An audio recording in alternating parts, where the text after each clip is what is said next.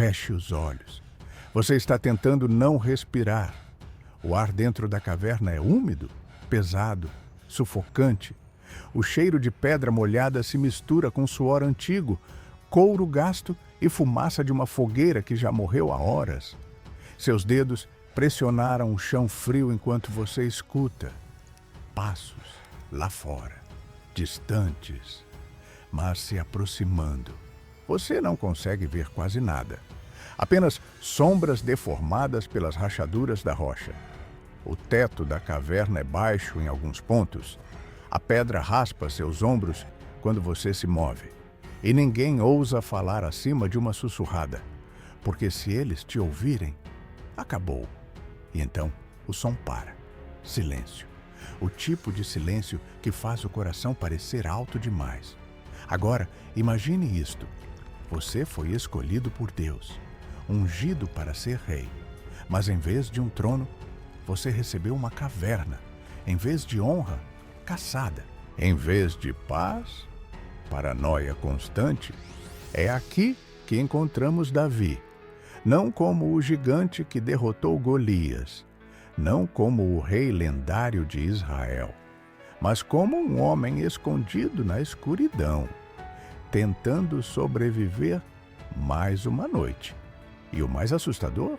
Evidências arqueológicas mostram que as cavernas da região de En-Gedi e do deserto de Judá realmente eram usadas como esconderijos naturais durante os conflitos do período do Ferro. Escavações revelam túneis estreitos, câmaras internas quase invisíveis e reservatórios improvisados de água escavados em pedra calcária. Alguns desses lugares só podem ser acessados rastejando. Você começa a entender o que isso fez. Davi não estava se escondendo. Ele estava desaparecendo da terra, porque Saul queria sua cabeça. E Saul não vinha sozinho. 1 Samuel descreve tropas inteiras vasculhando montanhas e cavernas para encontrá-lo. Homens treinados, soldados acostumados ao deserto, caçadores experientes. E Davi sabia uma coisa: se fosse encontrado, não teria julgamento, não tenha misericórdia, apenas morte. Mas isso levanta uma pergunta perturbadora. Como alguém escolhido por Deus acaba vivendo como um animal perseguido nas montanhas? E aqui é onde a história começa a mudar completamente a imagem que a maioria das pessoas tem. Porque as cavernas de Davi não eram silenciosas como imaginávamos. Elas eram cheias de tensão humana. Homens feridos dormindo no chão. Espadas enferrujadas encostadas na pedra. Barrigas vazias. Feridas infectadas. Ansiedade. Medo. Evidências sugerem que algumas cavernas da região mantêm temperaturas sufocantes durante o dia e frio extremo durante a noite. A ventilação era mínima. A fumaça das tochas permanece presa no teto baixo. Permanecer oculto por dias pode causar intoxicação, desidratação e exaustão mental. E agora imagine Davi no meio disso tudo. O homem que um dia tocou harpa dentro do palácio. Agora escuta gotas de água ainda caindo no escuro para medir quanto tempo falta até amanhecer. O homem que matou Golias agora evita fazer barulho ao respirar. O futuro rei de Israel, escondido como um fugitivo comum.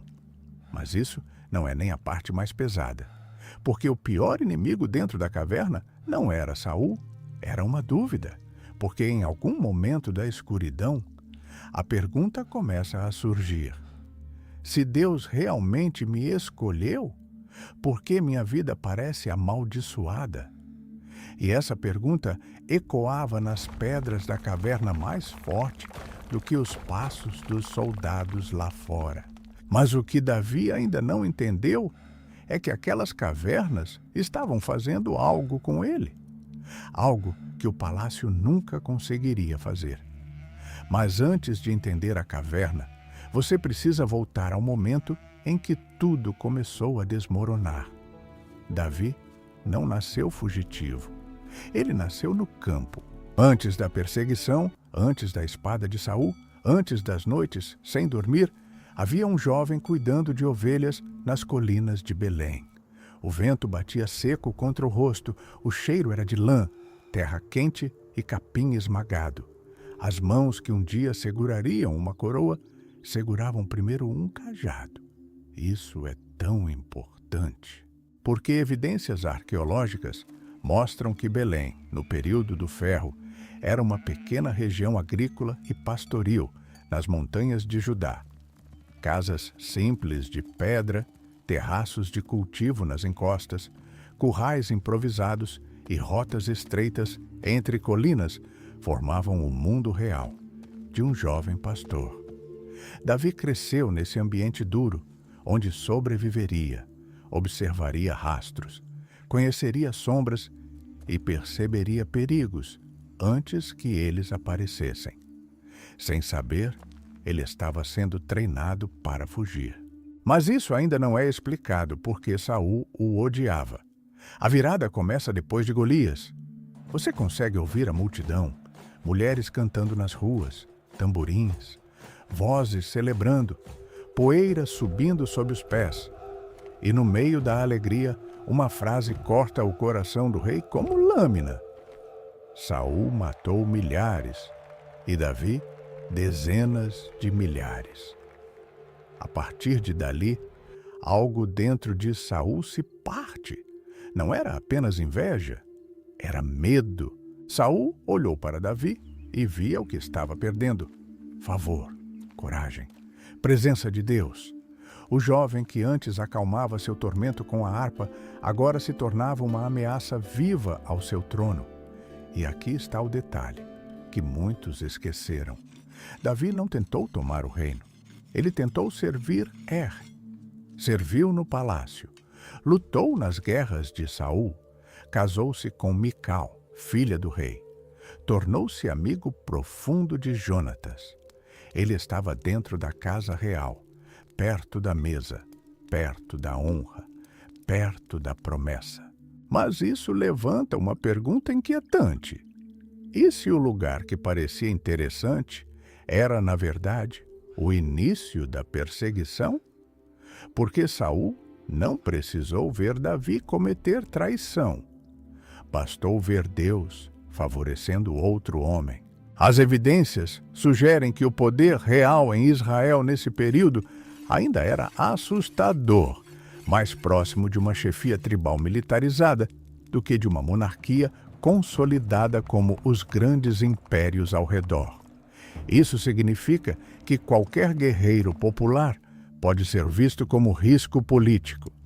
Davi não era apenas um músico talentoso, ele era um comandante amado pelo povo. E isso se tornou perigoso. O primeiro lançamento aconteceu dentro do palácio. Imagine uma cena. Você está tocando harpa. A madeira vibra contra seus dedos, o que deveria trazer paz. Saul está sentado à sua frente. O ambiente cheira a óleo, metal e tecido real. Por um segundo, tudo parece normal. Então, o braço dele se move. A lançar corta o ar. Você se desvia um pouco. A ponta bate na parede. E naquele instante, Davi entende algo que talvez nunca tenha imaginado. O palácio pode ser tão mortal quanto o campo de batalha. A partir daí, sua vida muda de forma irreversível. Ele foge pela janela da própria casa. Deixa para trás cama, esposa, segurança, confiança. Cada passo para fora da cidade é também um passo para longe da vida que ele pensou que Deus estava construindo. E ainda assim, ele não foge da promessa. Ele foge carregando a promessa. Estudiosos estimam que as rotas entre as terras altas de Benjamim, Judá e o deserto resultam em dias de caminhada por terreno irregular, com pouca água e exposição constante.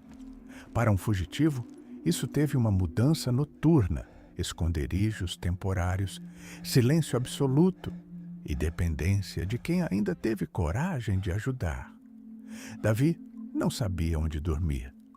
Não sabia quem o trairia. Não sabia se Saul estava a um dia de distância ou a uma curva de distância. Mas ele sabia que tinha sido ungido. E talvez essa fosse a parte mais difícil. Porque ser ungido não impede a perda. Ser escolhido não impediu o medo. Ser chamado por Deus não impediu que ele corresse pela própria vida.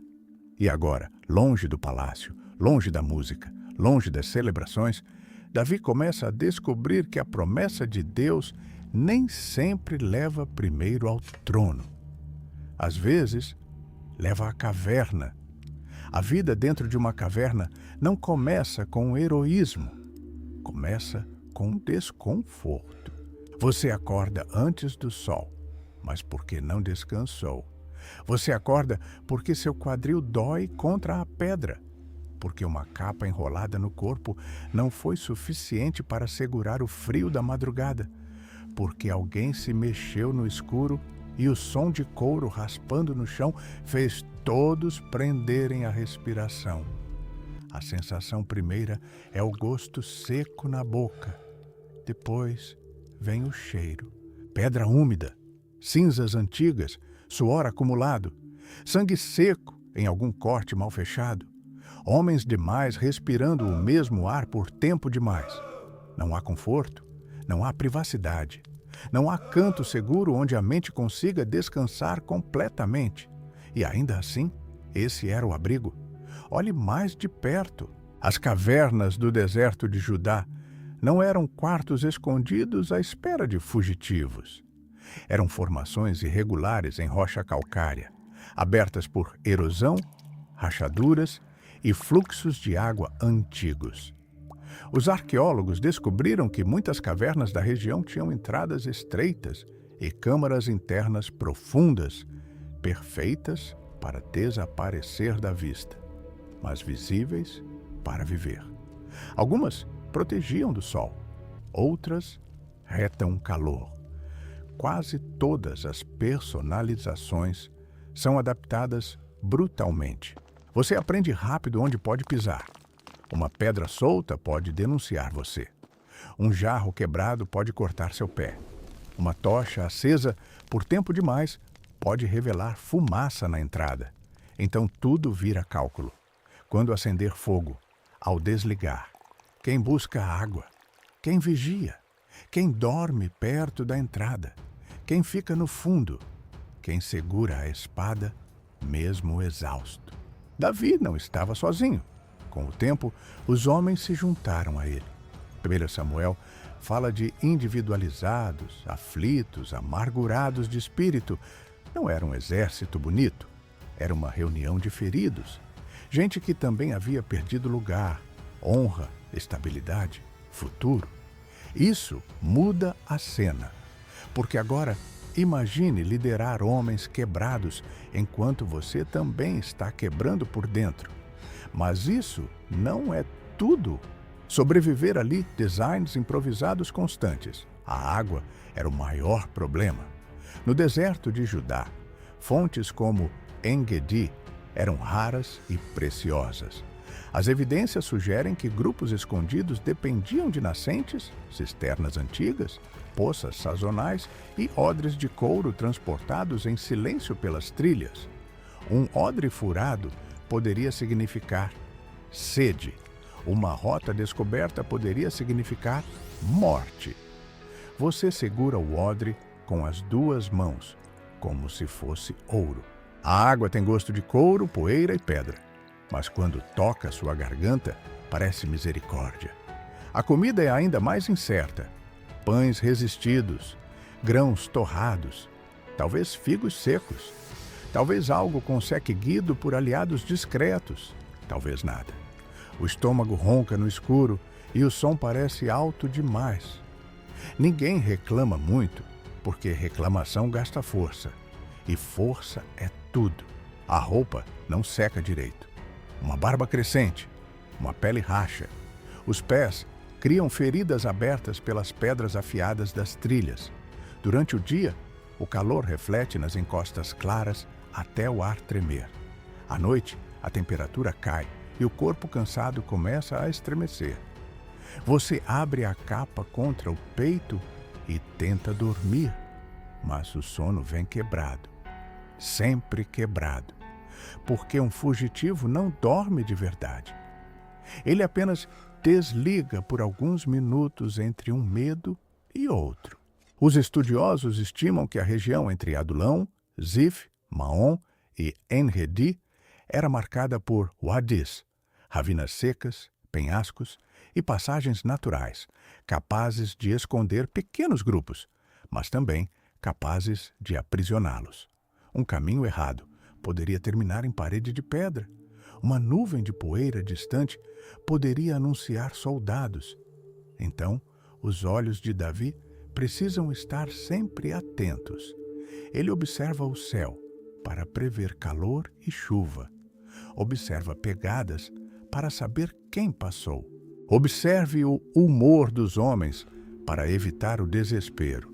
Observe a própria alma para não se tornar igual a Saul. E aqui está algo que muitos não percebem. A caverna não era apenas um lugar onde Davi se escondia de Saul. Era um lugar onde Davi deveria impedir que o medo governasse seus próprios homens. Um homem com fome se desespera. Um homem perseguido se torna impulsivo. Um homem sem futuro pode fazer qualquer coisa para sobreviver. E Davi liderou esse tipo de dor. Você consegue ouvir? Alguém afiando uma lâmina devagar, alguém murmurando uma oração, alguém segurando a vontade de chorar para não parecer fraco. No fundo da caverna, Davi talvez encoste as costas na pedra fria e feche os olhos.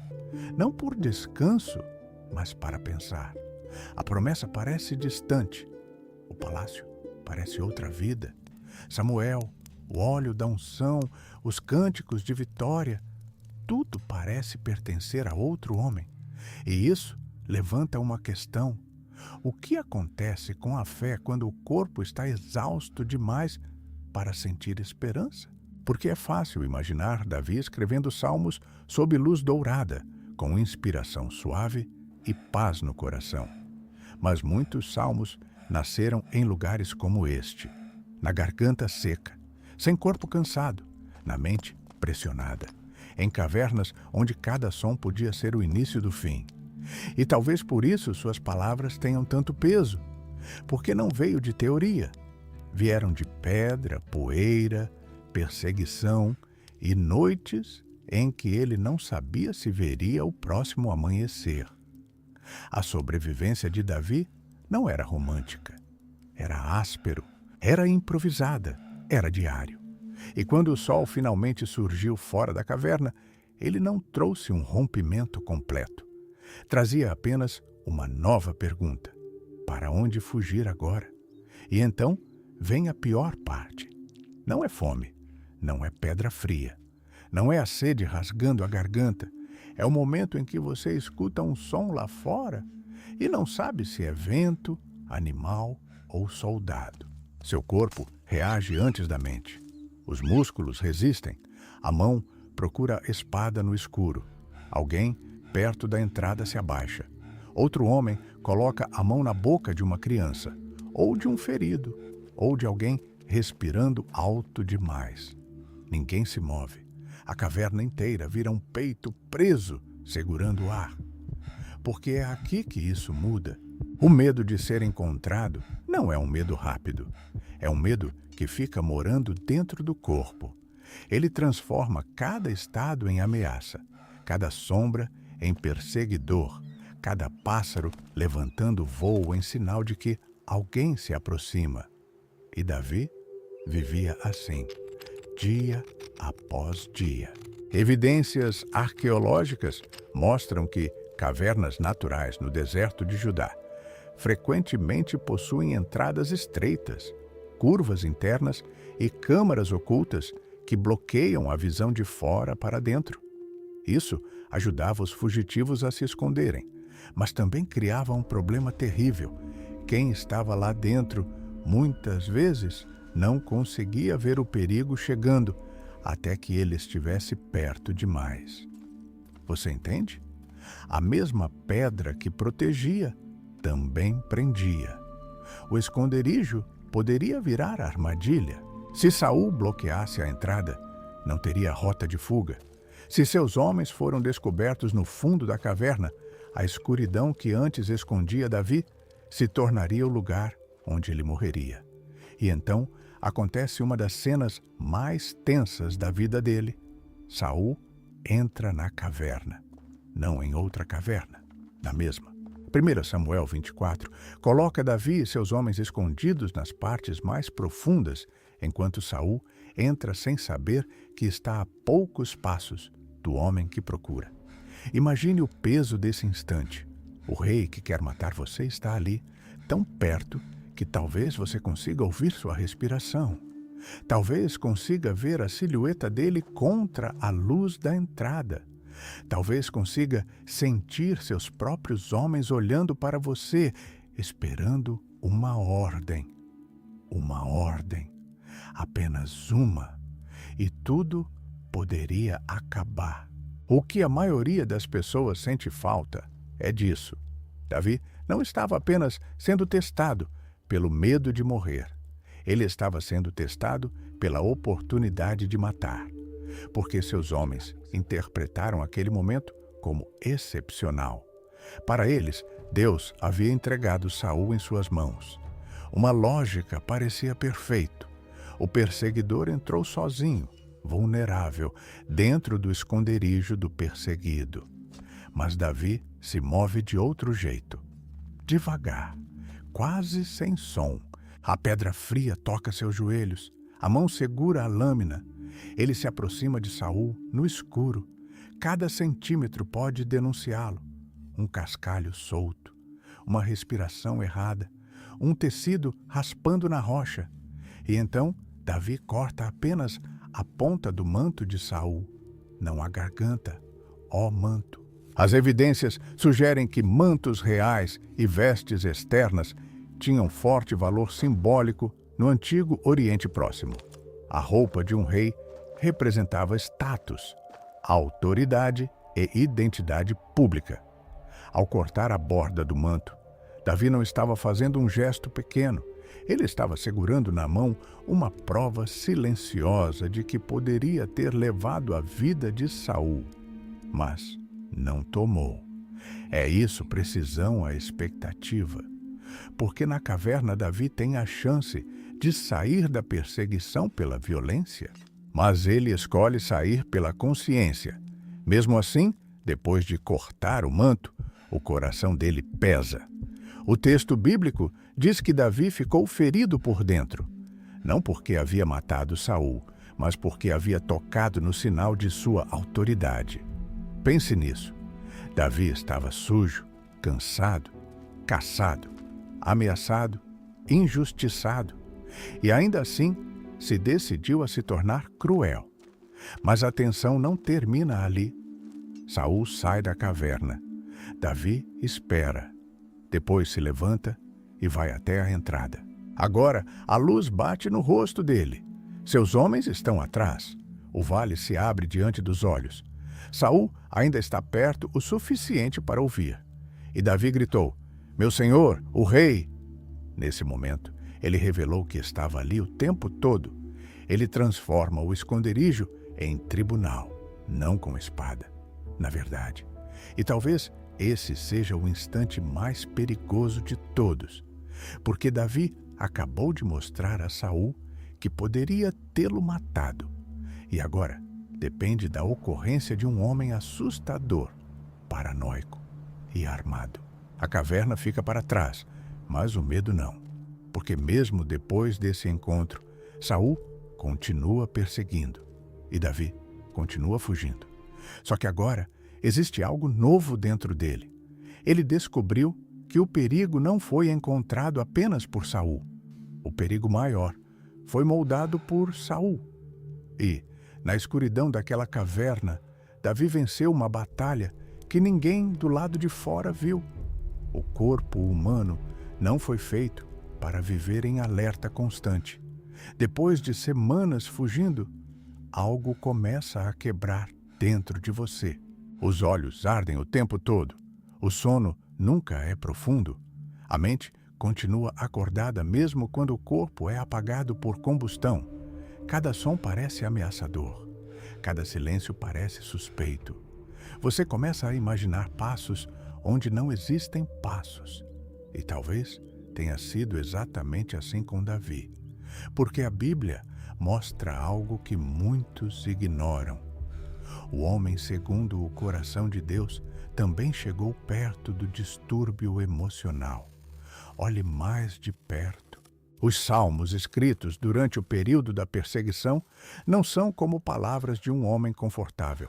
Eles carregam respiração pesada, medo, cansaço, sensação de abandono.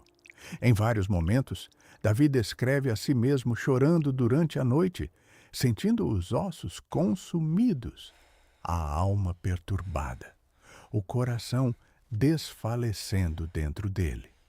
Isso não é linguagem poética distante, é desgaste psicológico real. Estudiosos estimam que viver escondido por longos períodos em ambientes isolados, com privação de sono, alimentação irregular e ameaça contínua, produz efeitos severos sobre o sistema nervoso, paranoia, irritabilidade, hipervigilância e fadiga extrema. E Davi viveu exatamente nesse estado. Imagine os ombros dele, tensos o tempo inteiro. Imagine uma barba crescendo desordenada, poeira acumulada no rosto, cortes mal cicatrizados nas mãos, uma roupa impregnada com cheiro de fumaça e deserto. O corpo de um guerreiro, começando a carregar sinais de esgotamento. Mas o pior desgaste não era físico, era invisível, porque em algum momento da fuga, você para perguntar apenas onde Saul está, e começa a perguntar onde Deus está. Mas isso não é tudo. Houve momentos em que Davi não apenas se escondeu, ele perdeu completamente a direção. 1 Samuel 21 descreve algo impressionante.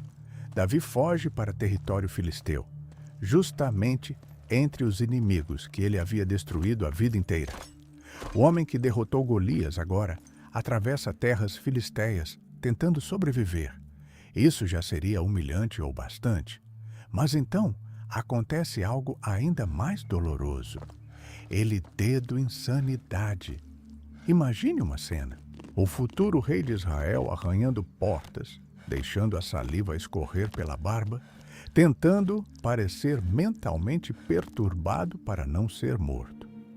O mesmo homem reuniu em canções, agora limitadas a atuar como louca diante de estrangeiros. E aqui, a história quebra completamente a imagem idealizada que muitos têm de Davi, porque a perseguição não o deixou apenas cansado, ela o deixou desesperado. As evidências sugerem que no antigo Oriente Próximo, comportamentos associados à loucura frequentemente geravam afastamento social e medo religioso. Fingir insanidade pode ser uma estratégia extrema de sobrevivência. Davi não estava preservando dignidade, estava preservando a vida. Você percebeu o peso disso? A promessa ainda existia, mas a identidade dele começou a se perder no processo. E talvez seja isso que torna sua história tão humana. Porque há momentos em que Davi parece forte diante dos homens, mas destruído diante de Deus. Os salmos revelam isso. Até quando? Por que você está longe? Porque eu esqueciste. Essas não são frases de alguém confortável, são frases de alguém tentando continuar acreditando enquanto tudo ao redor contradiz a promessa. E isso levanta uma questão. Quantas noites Davi passou imaginando se Samuel havia cometido um erro? Porque a realidade não parecia unção, parecia abandonado, Enquanto Saul ainda ocupava o trono, Davi dormia em cavernas. Enquanto o rei comia em segurança, o ungido fugia pelas montanhas. Enquanto o palácio seguia funcionando, a escolhida de Deus vivia cercada de homens quebrados no deserto. E mesmo assim, algo silencioso estava acontecendo dentro dele. A caverna estava arrancando coisas que o palácio jamais arrancaria: orgulho, autoconfiança, impulsividade, a necessidade de controlar tudo. Na escuridão, Davi aprende algo que normalmente nunca aprende: fraqueza.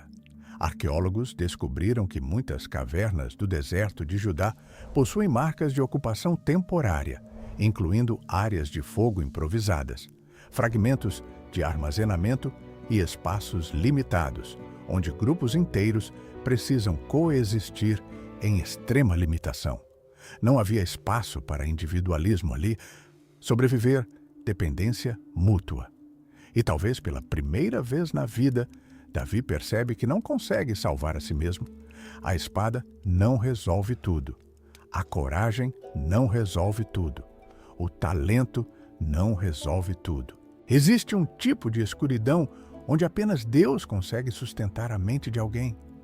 Então, imagine o silêncio de uma madrugada qualquer. Todos dormindo ao redor, a fogueira quase apagada. O vento atravessa a entrada da caverna. E Davi, acordado, sozinho com os próprios pensamentos. Talvez tenha a cabeça entre as mãos, cansadas. Talvez olhando para a escuridão, sem saber quanto tempo ainda conseguiria continuar fugindo. Mas é justamente aí, quando toda força humana começa a acabar, que algo novo começa a nascer dentro dele. E aqui está a revelação que muda tudo. A caverna não era apenas o lugar onde Davi estava escondido de Saul. Era o lugar onde Deus estava escondendo Saul dentro de Davi. Porque existe um Saul fora de você. E existe um Saul tentando nascer dentro de você. Saulo de fora perseguia com lanças, soldados e paranoia. Mas o Saul de dentro era mais sutil. Era a vontade de responder injustiça com injustiça. Era o desejo de apressar a promessa pelas próprias mãos.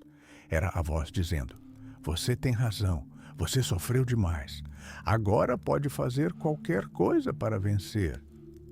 E talvez essa tenha sido uma batalha mais perigosa de Davi. Não sobreviva à perseguição. Sobreviver sem se tornar perseguidor. Olhe mais de perto. Evidências arqueológicas mostram que a região de En-Gedi possui uma combinação rara de penhascos, cavernas calcárias e nascentes de água doce no meio do deserto. Esse contraste faz do lugar um refúgio estratégico, escondido o bastante para fugir, mas útil o bastante para continuar vivo. A própria paisagem ensinava tensão, vida e ameaça no mesmo lugar. Água e morte separada por poucos metros de pedra. E Davi viveu nesse contraste. Ele carregava a promessa, mas dormia no chão. Ele era ungido, mas não era reconhecido. Ele tinha força para matar Saul, mas escolheu esperar. O que a maioria das pessoas sente falta é disso. A caverna não atrasou o chamado de Davi. A caverna protegeu o chamado de Davi dele mesmo, porque um trono entregue cedo demais pode destruir um homem que ainda não aprendeu a dominar o próprio coração. Davi precisava aprender que o reino não seria tomado como Saul tentou manter o dele, pela força, pelo medo, pela autopreservação. O reino de Davi teria que nascer de outra fonte: confiança, reverência, dependência, espera. E isso não se aprende em celebrações. Aprende-se quando ninguém está vendendo. Na caverna, quando seus homens pressionavam. Na fome, quando a raiva parece justa. Na exaustão, quando a vingança parece rompimento. As evidências sugerem que líderes tribais e guerreiros do antigo Oriente Próximo frequentemente consolidariam poder, eliminando rivais de forma preventiva. Politicamente, matar Saul dentro da caverna faria sentido. Estrategicamente, seria brilhante. Militarmente, encerraria a perseguição. Mas, espiritualmente, teria deformado Davi. E é aqui que a história fica profundamente desconfortável, porque, às vezes, a oportunidade perfeita não vem de Deus para ser usada. Vem para revelar quem você está se tornando. Davi poderia ter chamado aquilo de justiça. Podia ter dito que era resposta divina. Podia ter deixado seus homens comemorando. Mas ele viu algo que muitos só perceberam tarde demais. Nem toda porta aberta deve ser atravessada. Nem toda chance de vencer deve ser tomada. Nem todo inimigo nas suas mãos é permitido para você ferir. E isso levanta uma questão. E se a sua caverna não é apenas um lugar de esperança? E se for um lugar de revelação? Porque a pressão revela o que a unção sozinha não mostra. Uma perseguição revelou Saul, mas também poderia revelar outro Saul em Davi. Por isso, Deus trabalhou no escuro, não em praça pública, não diante dos multidões, não com coroa, trono e cânticos, mas com silêncio, pedra, fome, medo e escolhas invisíveis. Os estudiosos estimam que o período de fuga de Davi não foi um episódio curto, mas uma fase prolongada de deslocamentos entre fortalezas naturais, desertos e territórios hostis. Isso significa que sua formação não aconteceu em um único momento dramático. Aconteceu pela reprodução, uma noite difícil após outra, uma decisão certa após outra, uma renúncia após outra. É assim que o caráter é esculpido, não com aplausos, com atrito.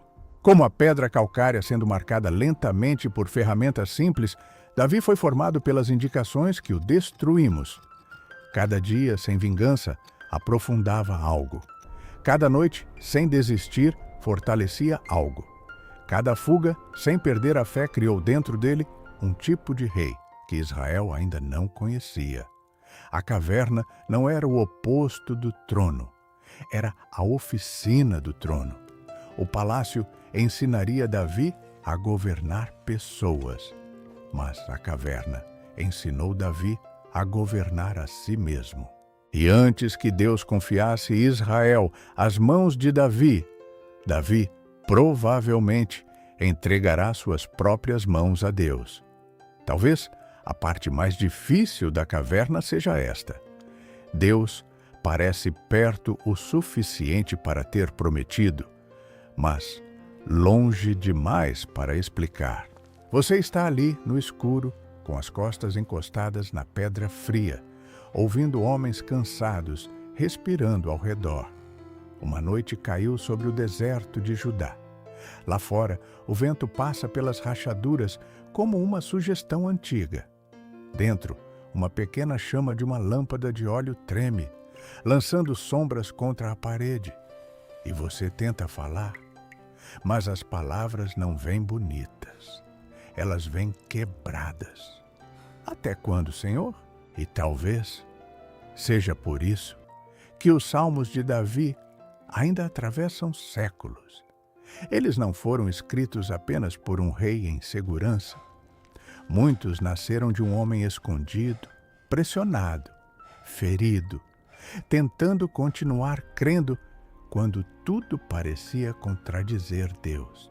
Evidências arqueológicas mostram que pequenas lâmpadas de óleo usadas no período do ferro eram feitas de cerâmica simples, com uma borda pinçada para sustentar o pavio. A luz era fraca, assustadora e produzia fumaça. Dentro de uma caverna, essa chama não iluminava o caminho inteiro. Ela mostrou apenas o próximo passo. E talvez fosse exatamente assim que Deus guiava Davi.